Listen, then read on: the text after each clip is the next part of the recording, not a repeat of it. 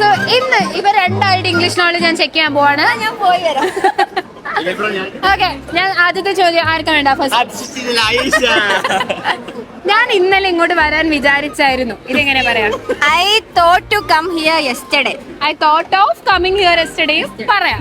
Okay okay. എനിക്ക് ഇന്നലെ ഇങ്ങോട്ട് വരാൻ സാധിച്ചില്ല. ഇതെങ്ങനെ പറയാം?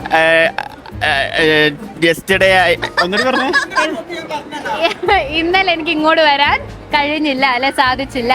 I couldn't come yesterday. Yes, I could not come yesterday. വേറൊരു രീതിയിലും കൂടി പറയാം.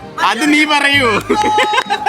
അടുത്തത് നമുക്ക് അബ്ഷിനോട് I was not able to come yesterday എന്നും പറയാം. Yeah, I was എനിക്കാണോ? not okay. നമുക്ക് അബ്ഷിനോട് പറയാം.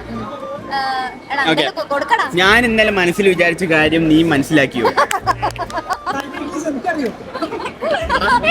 ഞാൻ ഇന്നലെ മനസ്സിൽ വിചാരിച്ച കാര്യം നീ ഇന്ന് മനസ്സിലാക്കിയോ? ഇന്ന് മനസ്സിലാക്കിയോന്നോ? It makes no sense.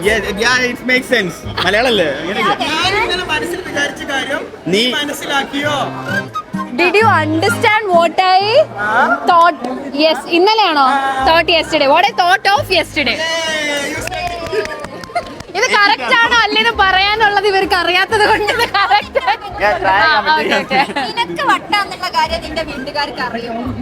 Does your family know that you are mad?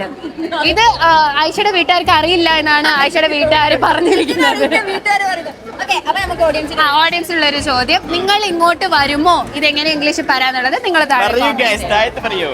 Bye.